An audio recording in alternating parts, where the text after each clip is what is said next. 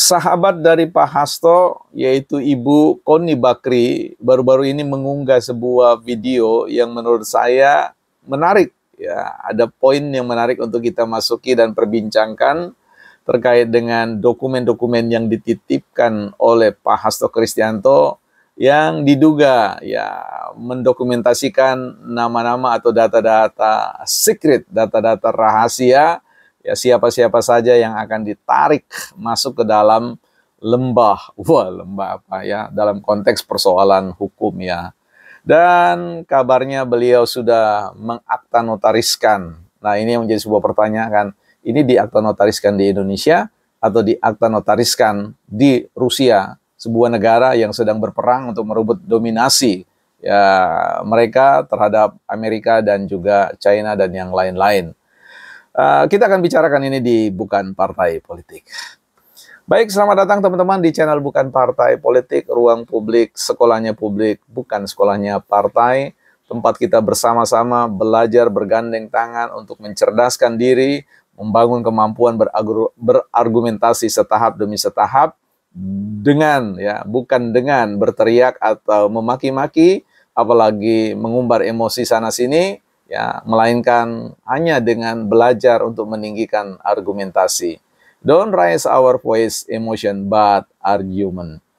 Nah, teman-teman, saya ingatkan kembali ya, waktu berjalan dan juga kesempatan selalu ya mendatangi kita untuk mungkin kali-kali ini adalah momen terbaik buat teman-teman memutuskan investasi di IKN melalui kepemilikan sebidang tanah 10x20 yang bisa digunakan untuk kepentingan membangun rumah, bisnis, ataupun kantor atau usaha yang lain ya. Nah, di sini teman-teman bisa hubungi advertising kami, marketing kami di website bukanpartaipolitik.com. Di sana ada tim advertising yang bisa diajak berkomunikasi. Hanya dengan 1 juta, teman-teman sudah bisa memulai sebuah perjalanan yang berarti bagi masa depan. Kembali kepada persoalan apa yang disampaikan oleh Ibu Koni ya, terkait dengan dokumen-dokumen rahasia yang memuat nama-nama yang akan diseret ya, terkait dengan kasus-kasus korupsi berantai ya. Nah, ini yang kemudian banyak pihak bahkan juga secara samar beliau menyebutkan tentang peran Pak Jokowi dan juga kakak beradik yang mungkin yang dimaksud adalah Gibran dan Kaisang ya, dan beberapa pihak atau nama-nama yang lain. Mari kita coba nalar ya dari sisi terkait dengan logika yang mungkin bisa kita kedepankan. Tapi sebelum itu kita baca buku ya, sudah lama ini nggak pernah baca buku teman-teman. Ya sobat sekalian, ini adalah buku yang ditulis oleh Larry Winget ya, masuk dalam Wall Street Journal, the first ya, jadi bestseller, Shut Up ya, Stop Whining dan Get Alive ya gitu. Jadi di situ ini bicara buku yang pendekatan jitu untuk kehidupan yang lebih baik ya, strategi untuk tutup mulut. Ada sebuah kutipan yang beliau coba quote di sini dari Lois Hay. Kebanyakan dari kita begitu sibuk berlomba menciptakan opera sabun ya, opera sabun dan drama dalam kehidupan kita sehingga kita tidak mendengar apa-apa. Di ruang media sosial kita ini ya, ini teman-temannya bukunya ya. Di ruang media sosial kita ini memang apalagi bicara tentang politik ya, ini memang drama opera sabun ini, drama dan opera sabun ini banyak ya. Jadi hampir sekali perlombaan kontestasi untuk melakukan apa yang disebut dengan framing ya, berharap bahwa publik ini bisa dibingkaikan pikiran mereka seturut apa yang mereka inginkan ya, semacam sebuah propaganda, pembingkaian pikiran, opini dan sebagainya. Nah, belakangan ini kita tahu sekali bahwa bagaimana Pak Hasto ketika beliau ditersangkakan oleh KPK, Komisi Pemberantasan Korupsi, maka beliau mencoba untuk ya menyeret ya, membuat sebuah opera sabun drama, menyeret-nyeret Soekarno ya, menyeret-nyeret tentang ideologi, menyeret-nyeret sebuah perjuangan demokrasi, kemudian memberikan sebuah pemahaman kepada publik bahwa kalau dia di penjara itu berarti beliau sedang melakukan sebuah misi perjuangan demokrasi. Nah, ini menarik ya, tapi sah-sah saja ya, kita tidak pernah tahu kelihatannya publik menilai bahwa Pak Hasto ini sedang mencoba untuk orang bilang mengait-ngaitkan ya, mengait-ngaitkan jangan sampai kasus itu berdiri sendiri ya, sehingga mudah untuk dilihat letak kerapuhannya, sehingga perlu di backup dengan sebuah perspektif data-data atau kaitan-kaitan peristiwa yang lain. Dan ya satu-satunya yang bisa beliau kedepankan itu adalah bagaimana menghadirkan sebuah perspektif bahwa apa yang beliau lakukan itu dalam rangka penegakan demokrasi dan hukum ya, melalui mekanisme kepartaian. Ya, saya kira ini akan menjadi sebuah bola liar dalam konteks kongres nanti, atau kita tidak tahu apakah persoalan ini beliau bisa bebas dalam konteks ini dan kemudian bisa mempertahankan posisi beliau sebagai sekretaris jenderal atau bagaimana. Biarlah itu merupakan wilayah internal dari Partai Demokrasi Indonesia Perjuangan. Kita mencoba untuk menalar apakah ya nama-nama seperti Pak Jokowi, kakak beradik itu dan yang lain-lain itu kemudian akan benar-benar terseret dalam kasus seperti itu. Menurut saya, kalau kita mengutip misalkan pemikirannya Pak Raja Juli Antoni, sekretaris Partai Solidaritas Indonesia yang juga sekarang adalah seorang menteri, beliau dalam suatu kesempatan menyampaikan bahwa kalau persoalan tuduhan ketika wartawan menanyakan tentang nama Pak Jokowi yang disasar, beliau mengatakan bahwa itu Pak Jokowi sudah kenyang lah dengan hal-hal seperti itu. Ya, kenyang dengan tuduhan ijazah palsu, ya persoalan PKI lah, ya, dan dikatakan bodoh lah, dungu lah, tolol lah, bebek lumpuh lah, apalah semua itu sudah kenyang ya. Dan beliau punya sikap bahwa biarkanlah waktu yang menguji.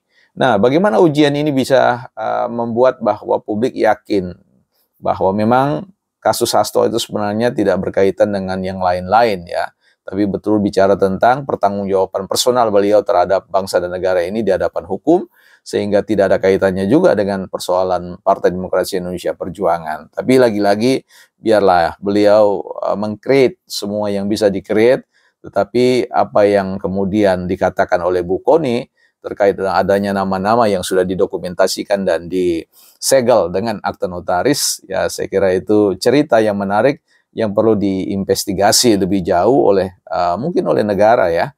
Saya kira untuk memastikan bahwa dokumen itu tidak jatuh pada pihak-pihak luar yang juga punya kepentingan terkait dengan masa depan sumber daya alam kita ya, dan yang akan merupakan sumber daya alam maksudnya masa depan mereka juga. Yang kita ingin coba lebih jauh melihat di sini ya, apakah ada kaitannya dengan Pak Jokowi? Saya kira ini agak sulit dinalar ya. Saya kira tak akan mungkin Pak Jokowi kemudian akan intervensi ya, kemudian mendorong proses pengungkapan tentang kasus Harun Masiku, Pak Hasto, kalau kemudian dia tahu persis bahwa dia punya persoalan yang bisa juga terseret masuk di dalamnya, atau juga terkait dengan anak-anaknya atau keluarganya. Ya tentu kalkulasi politik yang dikedepankan oleh Pak Jokowi pasti tidak akan pernah mau bermain api ya. Kalau beliau tahu bahwa ada case-case yang tidak bisa dipertanggungjawabkan, beliau akan mungkin secara politik ya di belakang layar mengatakan jangan diusik ya. Karena sekali lagi biasanya dalam konteks politik ya, siapa yang akan ditersangkakan itu kan epicentrum efeknya efek destruktifnya akan dihitung ya. Itu sampai kemana soal itu, siapa-siapa saja yang terseret di dalamnya. Dan ketika itu clear, maka kemudian status itu akan dikedepankan. Sekali lagi teman-teman, saya bukan orang yang mendukung tentang persoalan penggunaan instrumen negara pada tujuan-tujuan yang tidak baik. Tetapi kita perlu menyadari bersama bahwa realitas politik kita itu selalu berkelindan dengan realitas hukum. Nah, tentu kita perlu sadar benar bahwa bargaining position, tawar-menawar, ya kalkulasi-kalkulasi tertentu, hitungan ekonomi politik selalu bermain pada konteks wilayah politik dan wilayah hukum. Bahkan hampir tidak bisa dipisahkan sebenarnya ya kalau kita mau jujur. Buat mereka-mereka yang pernah ada di dalam birokrasi, ada di dalam sebuah proses kontestasi politik, hal-hal yang begini kan biasa ya. Siapa dapat apa yang sebagaimana ditesiskan oleh Harold Laswell, who get what ya. Siapa dapat apa, ini menjadi sebuah cerminan wajah politik dimanapun, bukan hanya di Indonesia tapi di luar sana. Nah, tinggal kita mau mengatakan bahwa apa yang terjadi dengan Pak Hasto Kristianto tentu punya implikasi politik yang akan meluas ya, bukan hanya pada diri Pak siapa namanya yang satu ini, Lauli ya, Pak Lauli ya, ya Yasona Lauli ya, tetapi juga akan berimplikasi pada pihak-pihak yang lain yang nanti tentu akan bergulir seiring dengan kasus ini mulai dibuka ya ke publik, kemudian dijalankan, di running, maka akan ada keterkaitan-keterkaitan. Cerita-cerita itu akan berkembang.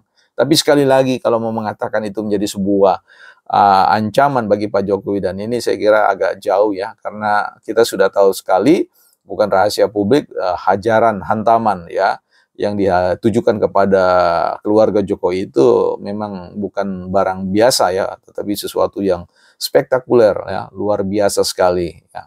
Nah, disinilah kita sebagai publik mencoba untuk memandang persoalan itu, ya mungkin inilah drama-drama yang ditampilkan, ya opera-opera sabun yang ditampilkan, yang dalam rangka untuk melakukan propaganda-propaganda, pembelaan-pembelaan, untuk melakukan keseimbangan, menciptakan keseimbangan tawar-menawar ya. Saya kira kita publik biasa ini hanya bisa masuk ke situ. Kita nggak punya data-data yang jauh lebih jauh lagi ya.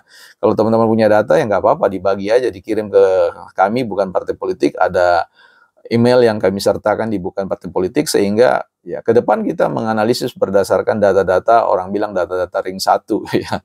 Ya, silakan saja teman-teman ya. Tapi paling tidak kita ini berusaha untuk belajar menalar saja ya, berdasarkan data-data yang muncul di beranda kita di ruang publik. Saya kira itu catatan kita ya. Yang jelas kita meng-underline tentang statement Bu Kony bahwa beliau sudah menotariskan tentang dokumen itu. Benar atau tidak ya silakan saja dikonfirmasi lebih lanjut. Bukan partai politik.